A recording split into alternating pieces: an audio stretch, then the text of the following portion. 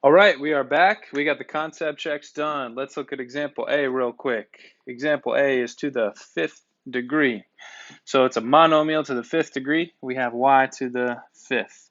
Let's look at example B. We have 2x to the fifth, y to the second, 5 plus 2, 7. Very good.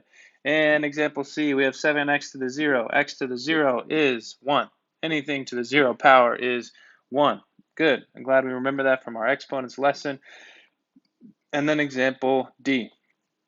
Example D is to the third degree. Getting a little poetry in this lesson.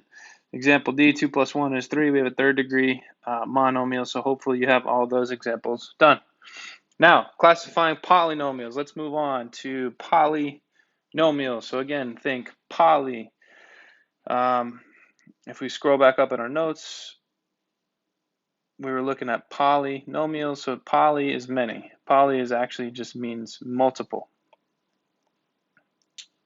So let's go back down to polynomials here.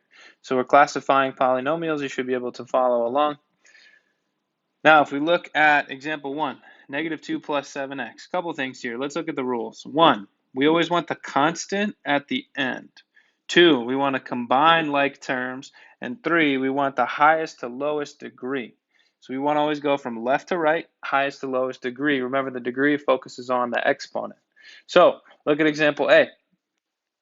7x minus 2 is how I have rearranged the expression, and it's 7x to the first. Therefore, this is a first degree polynomial with two terms, which is a binomial. Just like a bicycle has two wheels, this has two terms. Great. Let's zoom in on this second example because we have a couple different things here. We got to use all of our rules. So 1, we wanted to move constants to the end. 2, we wanted to combine like terms. And 3, we're going highest to lowest degree. So if we look at example B, we have 3x to the fifth minus 2 minus 2x to the fifth plus 7x, right?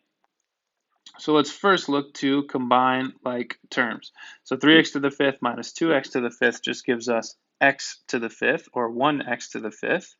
And then we've got plus 7x and minus 2 left, right? So all I've done here is combine like terms, so x to the fifth, put 7x second because it's got a variable to the first degree. So this is really 7x to the first, but you can leave it 7x. So let's do that for now. Minus 2, so the constant at the end. So this becomes a fifth degree trinomial, just like a tricycle has 3 wheels. This particular example has 3 terms.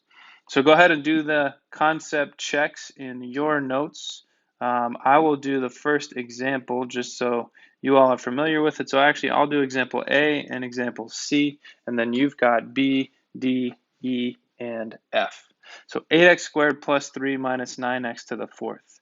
Pretty simple here. It's going to be negative 9x to the fourth plus 8x squared plus 3.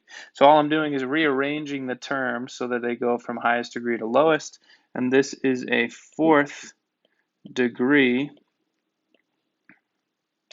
trinomial. Okay, so we have a fourth degree trinomial. Then we have 9 plus 7r minus 12r. So first step was to combine like terms. So 7r minus 12r is negative 5r plus 9, and then 5r is going to be to the first, or negative 5r. So this is a first degree trinomial, right? First degree trinomial. You may ask in example A, Mr. M, why didn't you add up the exponents? Well, I didn't because they're in separate terms. I'm only going to add the exponents to find the degree if they are of the same term, right? And remember, term means together, so any numbers and letters you see directly next to each other are combined to make a term. But in this case, I can't combine because they're non-like terms, right? They have different powers in the variable. So I'm going to pause there. Go ahead and do B, D, E, and F in your notes on Google Classroom, and then we'll come back and keep moving.